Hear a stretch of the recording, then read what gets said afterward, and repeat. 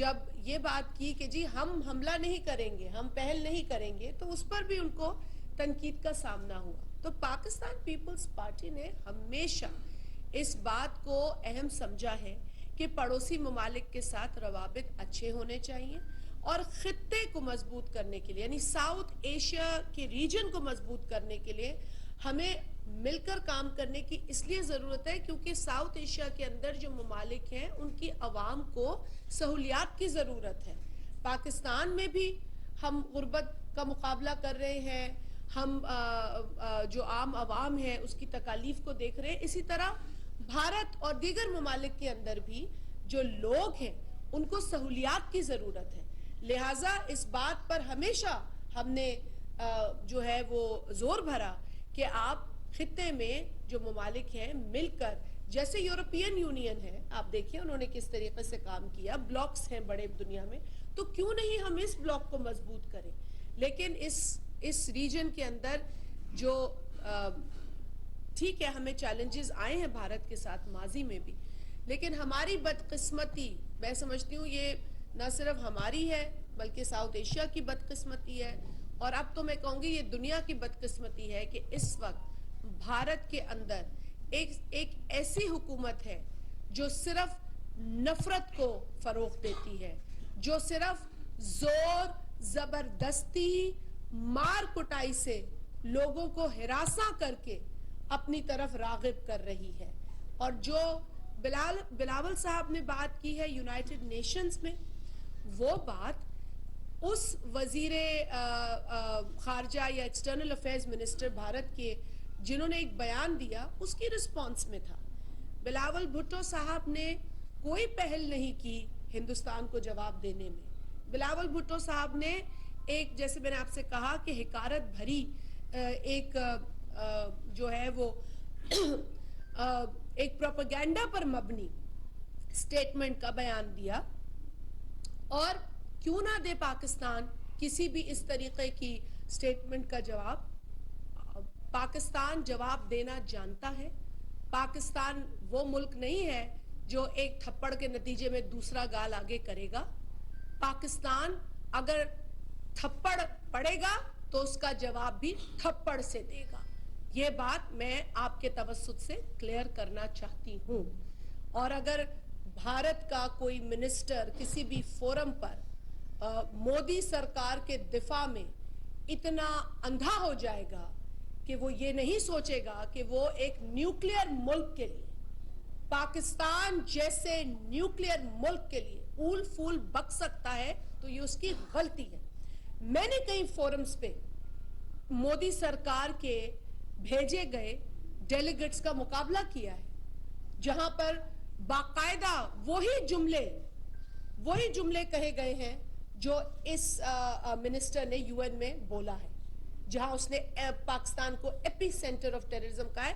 ये इनका एक प्रोपेगेंडा है, ये सिर्फ आज नहीं है। हम ऑपोजिशन में होते हैं तब भी हम लड़ते हैं, हम गवर्नमेंट में हैं तब भी दिफा करते हैं, क्योंकि हम पाकिस्तानी हैं।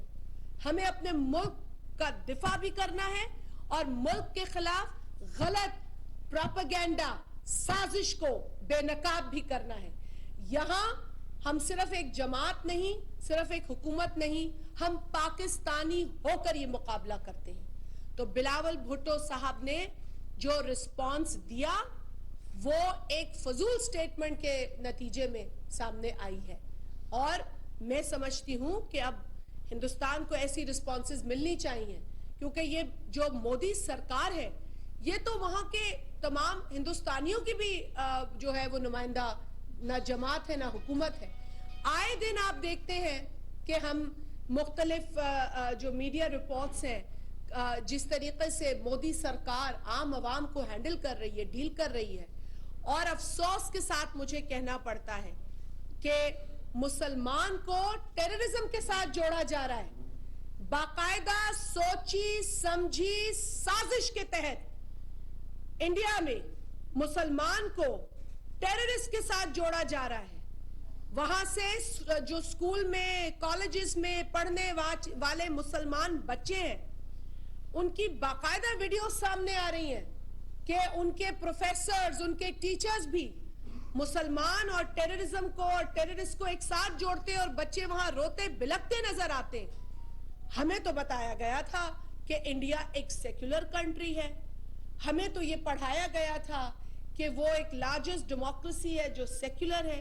लेकिन जब से मोदी सरकार वहां आई है, इंडिया बाकायदा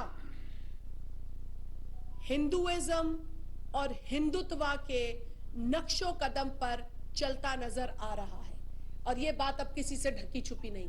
क्या हुआ अगर बिलावल भुट्टो साहब ने सच बोला?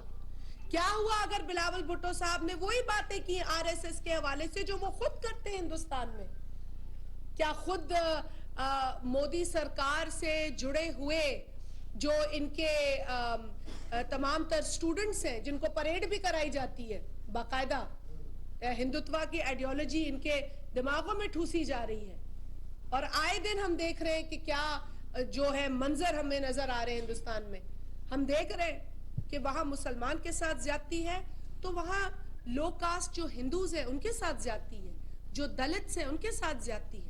और तो और आप सब जानते हैं कि जब ये शख्स नरेंद्र मोदी जो आज वजीर आजम बना बैठा है हिंदुस्तान का, जब वो गुजरात का चीफ मिनिस्टर था तो गुजरात में खून बहाया गया था, खून की नदियां बहाई गई थी।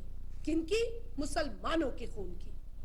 और अगर बिलावल भुट्टो जरदारी साहब सच बोलते हैं तो फिर वहां पर जो नरेंद्र मोदी और हिंदुत्व के जो इंतहा पसंद है, मैं उनको तमाम इंडियंस को नहीं कहूंगी, जो इंडिया के अंदर इंतहा पसंद मोदी सरकार से जुड़े हुए हैं और उस आइडियोलॉजी से जुड़े हुए हैं, वो बिलावल साहब के खिलाफ एहतजाज करते हैं, बिलावल साहब को बुरा भला कहते हैं, सिर्फ इसलिए कि उन्होंने मोदी जैसे फैशिस्ट को उस वक्त बेनकाब किया जब उनके अपने वजीर ने पाकिस्तान जैसे मुल्क के लिए गलत बयान दिया, और वो भी यूनाइटेड नेशंस में।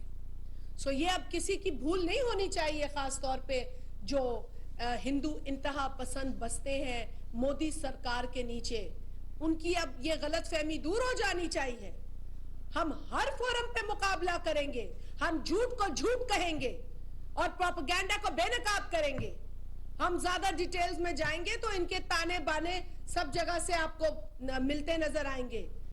फिर चाहे वो समझौता एक्सप्रेस पर हमला हो और उसके अंदर जो शख्स निकला हो, ये सारी बातें खुलेंगी। तो मैं सिर्फ आप लोगों के तवज्जुद से ये याद दिलाना चाहती हूं मोदी सरकार को कि आप जो दहशत अपने मुल्क में अपने लोगों पर दिखा रहे हैं, उस दहशत से हम नहीं डरेंगे, हम पाकिस्तानी नहीं डरेंगे। पाकिस्तानी कौम एक है, पाकिस्तानी कौम जम्मू और कश्मीर के ऊपर भी एक है। जब सकूत कश्मीर हुआ 2019 में, तब हम एक कौम बनकर उठे हैं। और आज भी अगर आप समझते हैं कि आपने पाकिस्तान को बुरा भला कहकर, मुसलमान को टेररिस्ट कहकर आप यूं निकल जाएंगे, तो आप यूं नहीं निकलेंगे, आपको जवाब मिलेगा। थप्पड़ मारोगे तो थप्पड़ मिलेगा, जो बिलावल भुट्टो जरदारी ने तुम्हें मारा है। और अब ये जो गीदड़ भक्कियां और ये जिस तरीके से अब मोदी सरकार अपने चमचों को बाहर निकाल रही है, इससे ना हम घबराए हैं ना हम घबराएंगे। हमारी शराफत को हमारी कमजोरी ना समझा जाए।